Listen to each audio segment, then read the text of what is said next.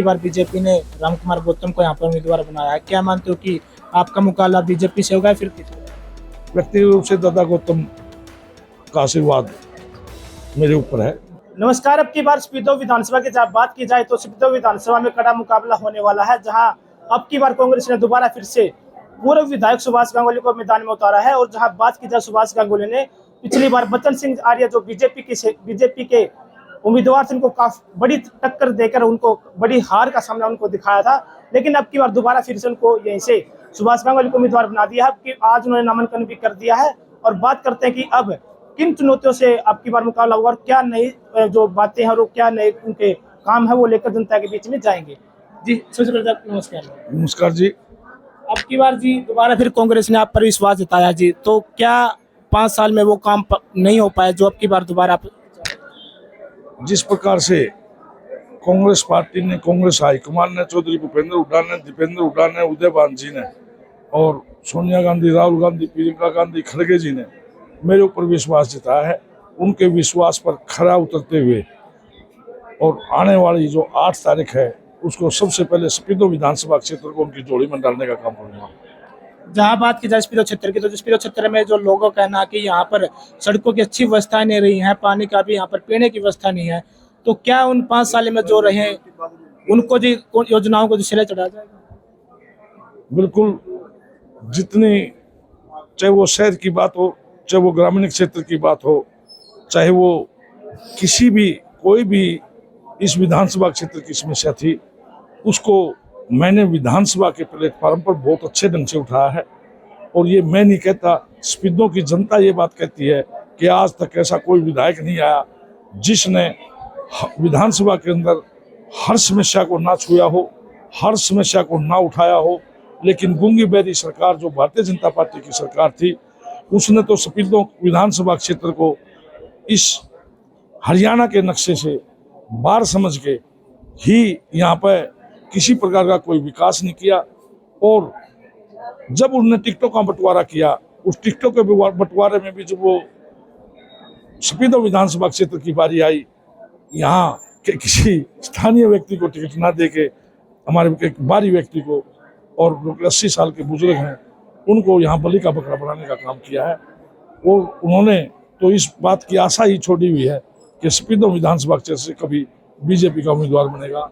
BJP की 10 साल की सरकार थी, दोनों बार वो सरकार में आए, जब तब भी बीजेपी नहीं जीत पाई, तो उन्होंने इस आशा को भी छोड़ दिया और स्पीतो को भी भारतीय जनता पार्टी ने छोड़ दिया था कि वे स्पीतो विधानसभा क्षेत्र का हम कोई विकास करें। विधायक जी, कल ही मुख्यमंत्री यहाँ पर आए थे नायब सैनी, जिन्होंने कहा कि हमने अपने राज्य में सुभाष गांगुली जो यहाँ के विधायक थे उनको अपने जो एक रुपए की राशि होती, करोड़ों रुपए यहाँ के देने का काम किया, लेकिन कहीं ना कहीं विकास नहीं करा पाए। मुख्यमंत्री नायब सैनी जी दिल्ली की राजनीति करते थे, वो सांसद थे और वो अब मुख्यमंत्री हैं। उस पद की गरिमा को रखते हुए मैं उसका कुछ ज़्यादा जवाब ना देके, वो स्पीतो विधानसभा क्षेत्र की जनता आने वाली 5 तारीख को बता देगी कि स्पीतो के विधायक ने निकम्मी सरकार की निकम्मी सोच के बावजूद भी स्पीतो में जितना थोड़ा बहुत बन पाया, जो भारतीय जनता पार्टी के विधायक से उनसे ज़्यादा करके दिखाया। कहीं ना कहीं कल ये बयान था कि जो बीजेपी के राज में पर्ची खर्च चलती थी, हमने उनको बंद किया और कांग्रेस वाले में इसमें ज्यादा चलती थी। हाँ, उन्होंने पर्ची खर्ची को बंद किया होता तो वो 3.5 करोड़ रुपए या 3.25 करोड़ रुपए HPSC के सेक्रेटरी के ऑफिस में ना मिलते, इस प्रकार से पेपर लीक घोटाले ना होते, और जिस प्रकार से जो भारतीय जनता पार्टी की जो सरकार थी उसमें HSSC में किस प्रकार के घोटाले हुए हैं। यदि किसी नियुक्तियों पर कोर्ट की रोक होती है तो इसका मतलब कानून का उल्लंघन भी होता है और कहीं कहीं भारी त्रुटियां होती हैं, तभी कोर्ट सटे देता है। इस सरकार को डूब के मर जाना चाहिए कि 1.25 लाख के आसपास एक 5 वर्षीय योजना में सरकारी लोग रिटायर होते या कुछ नए पद सृजित होते। 1.25 लाख के आसपास हर एक 5 साल में सरकारी नौकरियां इस स्टेट में हमेशा दी जाती रही हैं। 1 लाख के आसपास नौकरियां इस भारतीय जनता पार्टी की सरकार ने भी पिछली योजना में दी थी, लेकिन इस प्रकार का इस जो 5 साल की योजना थी 19 से 24 की, इसमें मात्र 12-15 हज़ार नौकरियां ही वो दे पाए।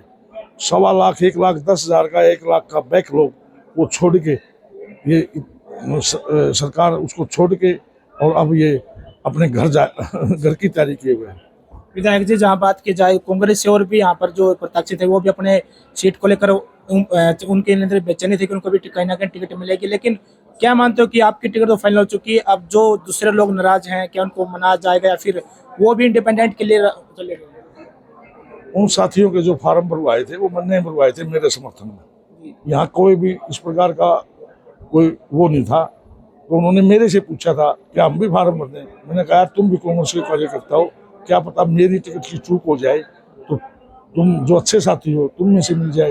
वो मेरे अपने साथी हैं, कोई प्रॉब्लम नहीं। तो आपकी सहमति है सभी पर बढ़ चुकी है? हाँ जी, सभी की यहाँ सहमति आप वाले उनके कैंडिडेटों की बढ़ चुकी है? सहमति बनने चुकी थी, पहले से सहमति थी। उन्होंने मेरे से पूछ के फार्म भरे थे कि जी हम फार्म भरें, और मैंने कह के बुलवाए थे। क्या पता भाई पार्टी हाईकमान है, यदि मेरे पे विचार ना हो, मैंने अच्छे 17-18 साथियों के फार्म मैंने कह के बुलवाए थे, भाई पार्टी तुम्हारे में से कोई छांट लेगी। अब अगले 5 सालों में जो कौन से काम किए जाएंगे जो सिद्धो विधानसभा अभी पेंडिंग रहेगी? हम एक अभिशाप जो होता है हमारे सिद्धो विधानसभा में, एक अभिशाप समझता हूँ मैं कि बेरोजगारी की बहुत बड़ी समस्या है।